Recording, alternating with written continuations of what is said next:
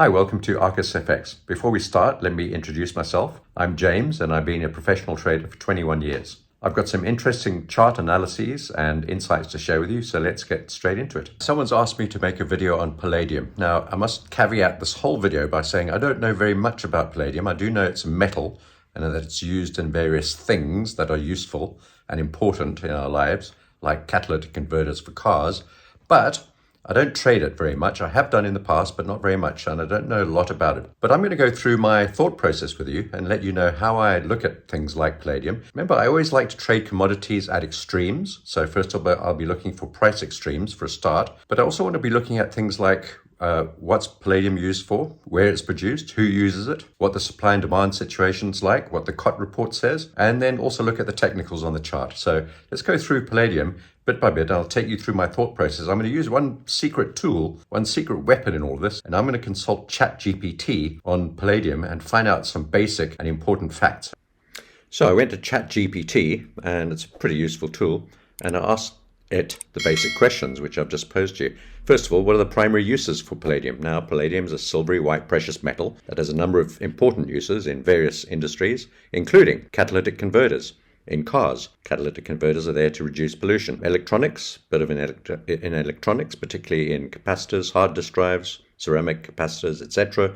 Jewelry, bit used in jewelry as a low-cost alternative to platinum, I think to make white gold, etc. A bit in the chemical industry as a catalyst in some chemical reactions, including pharmaceuticals, fragrances, and plastics. Pretty important. And then in the dental industry, it's used for crowns, bridges, and restorations, etc. Because of its unique physical and chemical properties, it's a valuable material in a variety of industries. Then I asked ChatGPT which countries produce and use the most palladium. Turns out Russia and South Africa, where I live, not Russia, South Africa, are the two largest producers of palladium, accounting for more than 80% of the world's total production. Okay, so is there any risk, upside and downside? Perhaps a bit sketchy, both countries. Is there going to be a supply problem, perhaps from Russia? Is the inefficiency of South African mining perhaps going to affect supply? I don't know. That's the sort of thing we have to think about. And then there are a couple of other countries like the US, Canada, Zimbabwe, etc. For the consumption, the automotive industry is the largest consumer, with about 80% of the world's palladium supply being used in catalytic converters for cars. Bearing in mind that petrol cars are on their way out, not just yet, not immediately. They'll continue to produce them in many countries, but not in perhaps Europe, the United States, Canada, and various other parts of the world. There may be a decline in the requirement for palladium for catalytic converters as we move across to EVs. Remembering this, what it's just said here, 80% of the world's palladium goes into catalytic converters. At one stage, very important for reducing pollution, but if we're moving predominantly across to EVs, maybe not so important. I don't think it's used in car batteries. How does the state of the economy affect the price of palladium? Well, the normal stuff, supply and demand. Basic laws of supply and demand play a major role, and we have to think about EVs, and we have to worry about whether we're going to need a lot of palladium going forward. And also, what about supply from predominantly South Africa and Russia? Is there a supply side risk?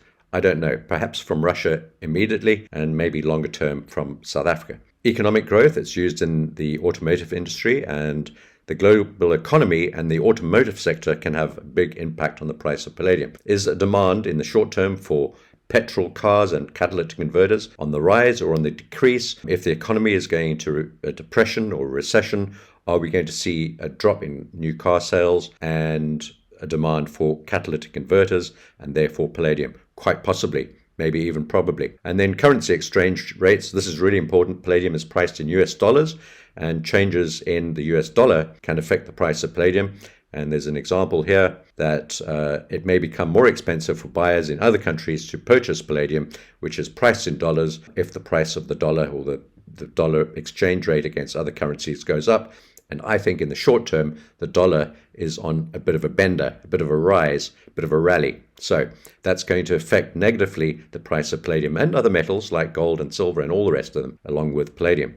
And then geopolitical risks, where we talked about Russia, tensions, instability in countries that are major producers, Russia being one of them, can lead to supply disruptions and therefore a scarcity, and could cause the price of palladium to rise if there's a problem with production, and there may well be in Russia. I don't think so. I think a lot of it's going through China, which is where a lot of catalytic converters are produced, and I don't think there's any supply side problem between Russia and China and making catalytic converters. So overall, bit of a mixed bag. But I think if I had to summarize it, there's a risk on the bear or negative side on the price of palladium, considering everything that we've just said. And I'm not going to summarize it and repeat it. You can just rewind this and have a look at it. So that's what ChatGPT says. And now let's have a look at some of the other things that we talked about. Let's go ahead and have a look at the palladium chart and see what we can glean from what's going on right at this moment.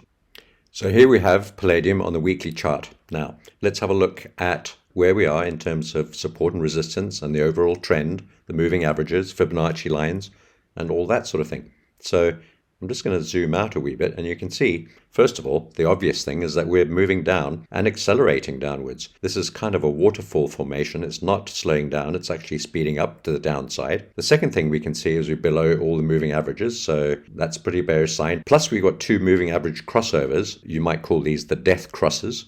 We've got the 20 and the 50-week moving averages moving down below the 200-week moving average. That's pretty bearish. And the other bearish thing is that we've now also broken beneath pretty crucial support level on palladium, and we could draw it in a variety of different places. I prefer to cut off the candle wicks. We get the bodies of the candles. And the reason I've drawn that red line on there, that support line, is because it's also a previous high on two occasions.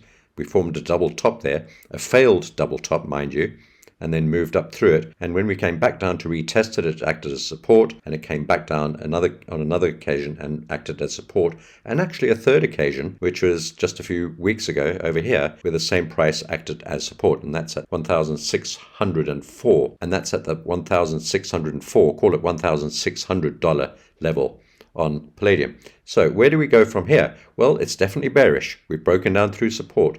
We've got accelerating momentum to the downside. We've just had a look at all the information and the useful discussion that we had with ChatGPT, indicating that there might be price pressure on palladium, considering catalytic converters, supply and demand, and all of the other factors, the strengthening US dollar. All of these factors are negative for palladium, and the chart agrees with that. The chart has broken down through support, and it's definitely no time to be buying palladium right now. I could actually just clone this line and put it at the bottom of these two wicks, which are pretty close to each other, not perfectly, but so we've got a level there, or a zone, between 1535 and 1605. That's the level of resistance that lies above us, and we're firmly below it.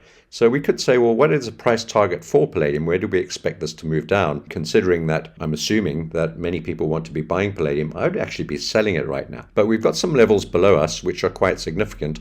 Let's just draw another one of these lines. I love this clone tool on TradingView, and we can draw in some support lines just below us, or quite a long way below us actually. There isn't a lot of support underneath where we are at the moment, so we can draw another line there on top of that previous high, and then we can just put one more in, perhaps that high. So we've got a zone there really between these two peaks, and then if we really want to, we can draw one a wee bit lower, and it would take us way down here, but that's down at the $550 and even the $460 level. Really, we don't have a lot of support until we get down to at least $850 or $900. In other words, just below the $1,000 mark on palladium. We're now at 1,400, so that's 40% below where we are now. Now, we've got potentially bearish fundamentals in the supply and demand consideration. We've got a very bearish chart breaking down through key support levels, and we've got nothing below us until we get to perhaps $1,300, and then we've got $1,100, and then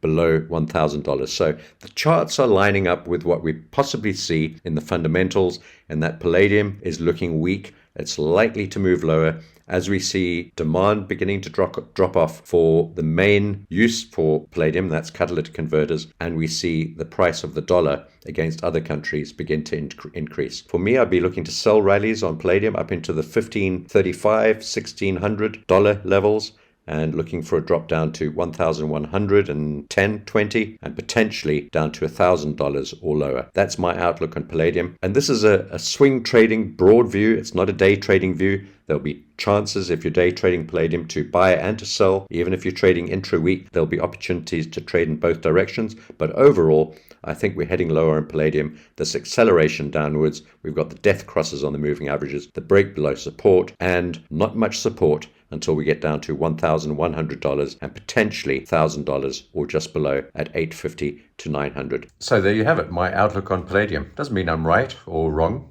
it's just a view. Seems to make sense, and the fundamentals and the technicals on the chart seem to line up. If you enjoyed this content, please like the video and subscribe to the channel, and I'll see you in the next video.